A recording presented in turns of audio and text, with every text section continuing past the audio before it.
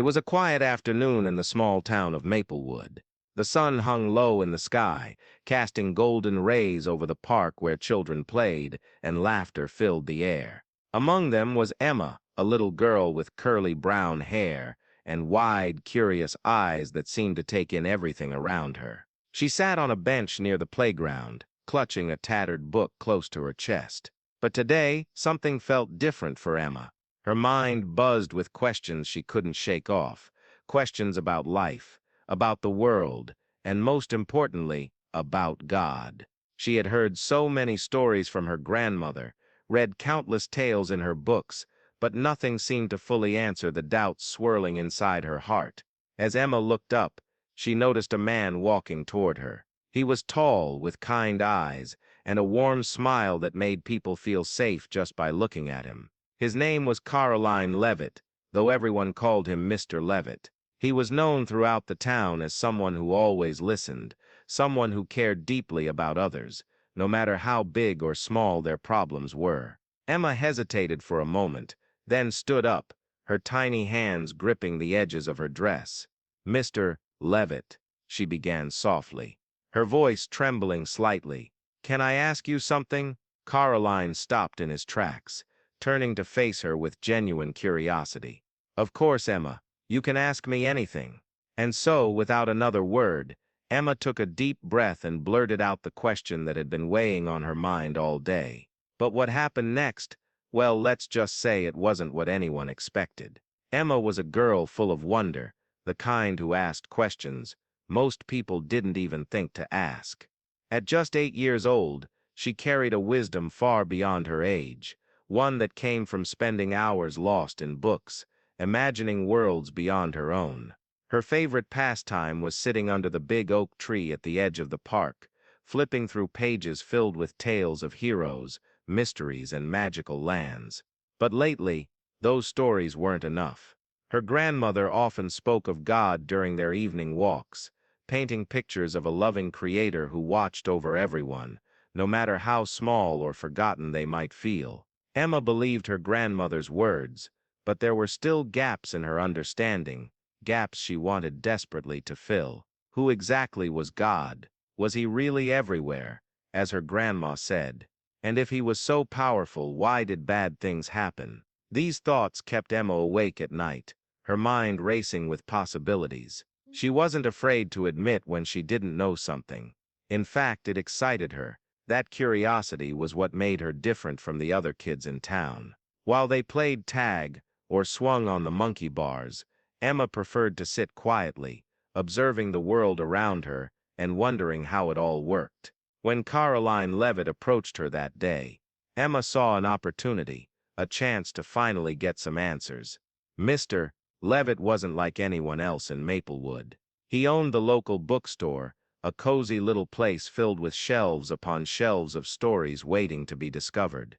But more than that, he had a way of making people feel heard, like their thoughts mattered, even if they seemed silly or insignificant. So when Emma mustered the courage to speak, it wasn't just any question she asked, it was the one burning inside her heart.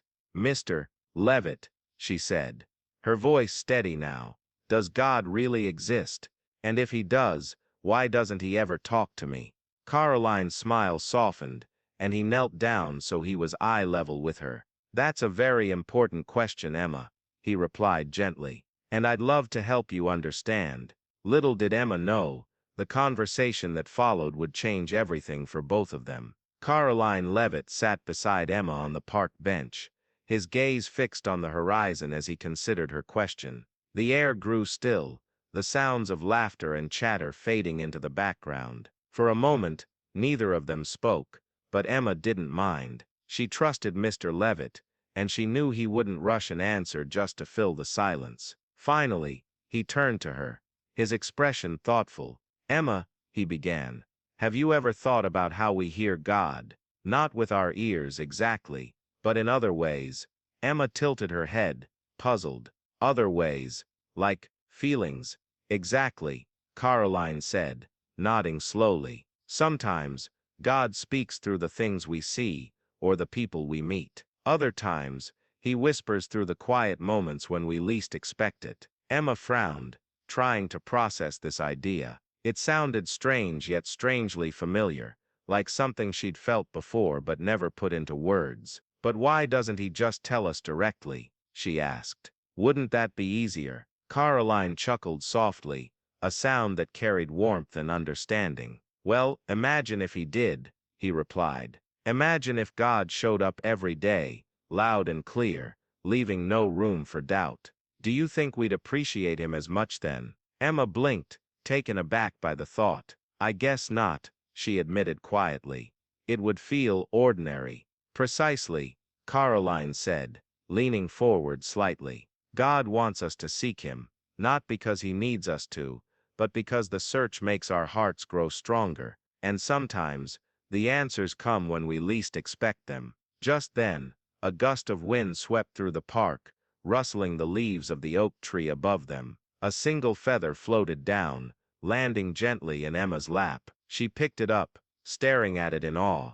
What do you think this means? Karoline asked, his voice barely above a whisper. Emma looked at him, her eyes shining with newfound excitement. Maybe it's his way of saying he's here. Karoline smiled, his heart swelling with pride. But what neither of them realized was that this wasn't the only surprise waiting for them that day. As they stood up to leave, a figure emerged from the shadows, a man Emma had never seen before, someone whose presence seemed to carry a weight far heavier than any ordinary visitor. Karoline, the stranger said, his voice low and urgent. We need to talk. The look on Karoline's face told Emma everything she needed to know. Whatever this man had to say, it wasn't going to be easy. The stranger's arrival sent a ripple through the peaceful afternoon. He was tall, with sharp features, and an air of urgency that made even the birds in the park fall silent. Emma clutched the feather tighter as she watched Karoline's expression shift from calm to concern in an instant. Who is he? Emma whispered, her voice barely audible. Karoline knelt down beside her, his usual warmth replaced by a seriousness she'd never seen before. Stay here, he instructed gently.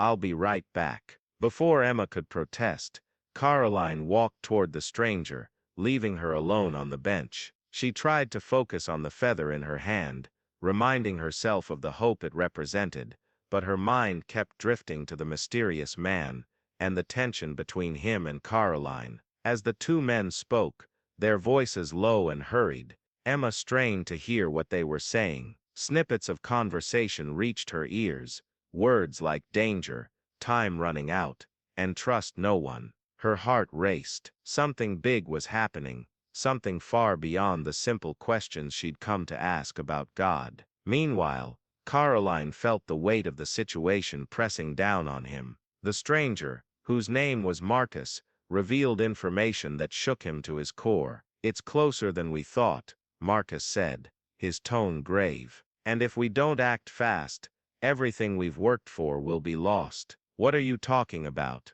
Karoline demanded, though deep down, he already had an inkling. Marcus hesitated, glancing around to ensure they weren't being overheard. The prophecy, he finally admitted. The signs are aligning faster than expected. And if the wrong people find out, he didn't need to finish the sentence. Karoline understood all too well. The prophecy, a secret known only to a few, was tied to Emma, though neither of them knew it yet. Her questions about God weren't random. They were the beginning of something much larger, something destined to change the world. Back on the bench, Emma grew restless. She wanted answers, not just about God, but about the strange turn this day had taken. Just as she decided to follow Karoline, another figure appeared, a woman dressed in dark clothing, her face obscured by a hood. Without warning, she approached Emma, reaching out as if to grab her. Startled, Emma scrambled backward, nearly dropping the feather. "Leave me alone," she shouted, her voice trembling. The woman paused, then spoke in a voice both gentle and commanding. "You don't know how important you are, little one, but soon you will." With that, she vanished into the crowd, leaving Emma shaken and confused. When Karoline returned moments later, his face told her everything she needed to know. Their quiet afternoon had turned into something far more dangerous and thrilling than either of them could have imagined. Karoline found Emma huddled on the bench, her small frame trembling despite her brave attempts to stay composed. The feather lay forgotten in her lap, its once soothing presence now overshadowed by the events that had unfolded. He knelt beside her, placing a reassuring hand on her shoulder. "Emma," he said softly, "there's something I need to tell you, something important."